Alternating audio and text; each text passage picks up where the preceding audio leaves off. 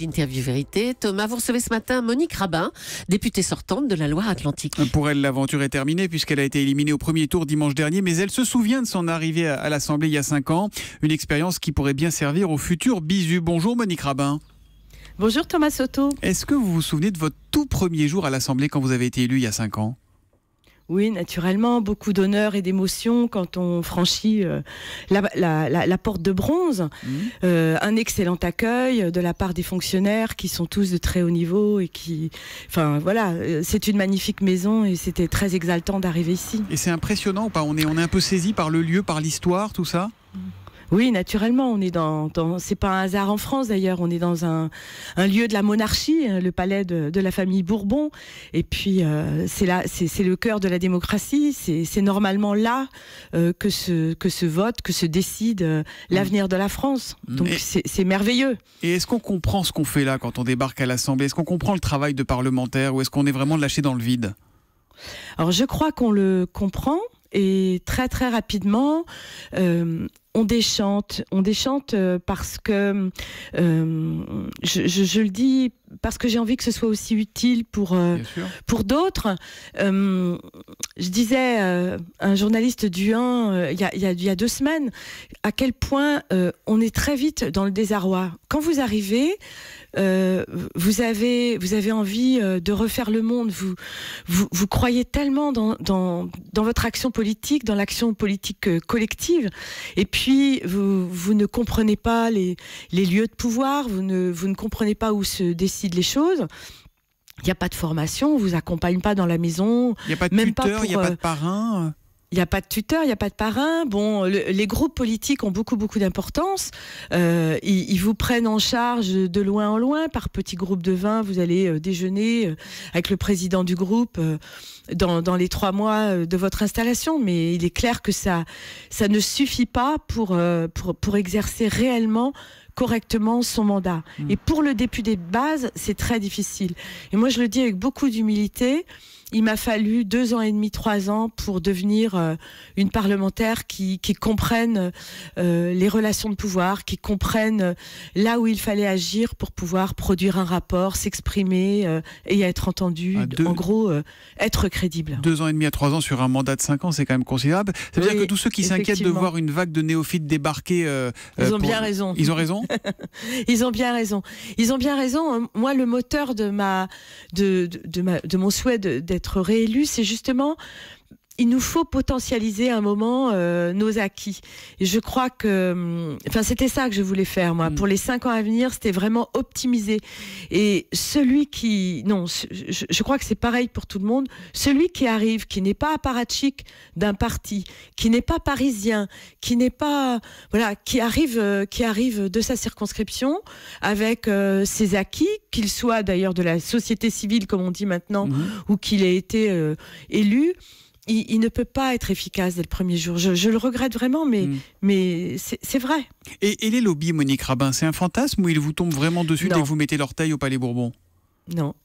Pour moi, vous voyez, par exemple, cette histoire de moraliser la vie politique, oui, il nous faut des élus qui soient, sur le plan de l'éthique, vraiment le mieux... le mieux possible sur le plan humain. Mais le vrai problème d'éthique, c'est de ne pas sentir à quel point il y a une pression des lobbies à l'Assemblée nationale. Et ça se manifeste comment ? Député, alors il se manifeste par...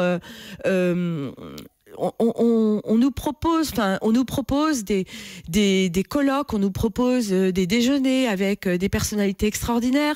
Et c'est vrai que le parlementaire a besoin de se nourrir sur le plan intellectuel, politique, culturel. Moi, j'invite vraiment les nouveaux députés à le faire. Mais il faut tout de suite comprendre que, évidemment, le repas, il y a bien quelqu'un qui le paie, que vous êtes entouré d'un spécialiste de la nutrition des personnes âgées ou au contraire... de l'industrie Rien n'est touristique. gratuit en fait quand on est député, il faut vous offre quelque chose. Et la grande difficulté, c'est cette éthique. Si vous n'en avez pas conscience, eh bien, vous pouvez peut-être participer à l'élaboration d'une loi qu'au final, vous n'auriez jamais élaborée, parce que vous perdez peut-être de vue l'intérêt général au profit d'un lobby, en toute bonne foi d'ailleurs. Alors, je pense que la question de l'éthique, c'est pas une question de morale seulement personnelle, c'est une question de l'orientation de la loi du fait de la pression extérieure. Donc c'est d'abord au lobby qu'il faut s'attaquer. Voilà, et tout en sachant que le parlementaire peut être son propre lobby. Si vous arrivez de l'industrie, je dis n'importe quoi, du bâtiment, vous allez certainement avoir tendance à faire passer les intérêts du bâtiment, que finalement vous vivez dans votre chair et dans votre cerveau. Monique Rabin, il y a une question que je me suis toujours posée. Comment on choisit sa place dans l'hémicycle? C'est celui qui court le plus vite à l'ouverture des portes? C'est alphabétique? Comment ça se passe? Comment on s'assoit? Tout est décidé dans les groupes. Évidemment, si vous êtes bien en cours, si vous êtes un peu parisien, un peu apparatchik, si vous comptez, vous allez être dans le champ des caméras si vous êtes ancien ministre. Et puis, tous les nouveaux, les bisous, comme on dirait au lycée, sont sur la montagne, c'est-à-dire tout en haut. Et c'est vrai que j'ai raconté cette anecdote parce que ça nous avait beaucoup frappé. Tous les nouveaux étaient tout à fait en haut de l'hémicycle et au premier vote solennel, nous étions 28 à ne pas avoir trouvé le moyen de voter. Personne ne nous avait expliqué. Donc évidemment, ça s'est rétabli parce que moi, je suis allée voir les huissiers. J'ai dit, ben voilà, on savait pas comment faire. Et il y a possibilité après coup de rétablir le vote. Mais ça en dit long quand même sur peut-être le non-accompagnement, pas par l'administration qui est extraordinaire, mais peut-être par tout simplement nos pairs.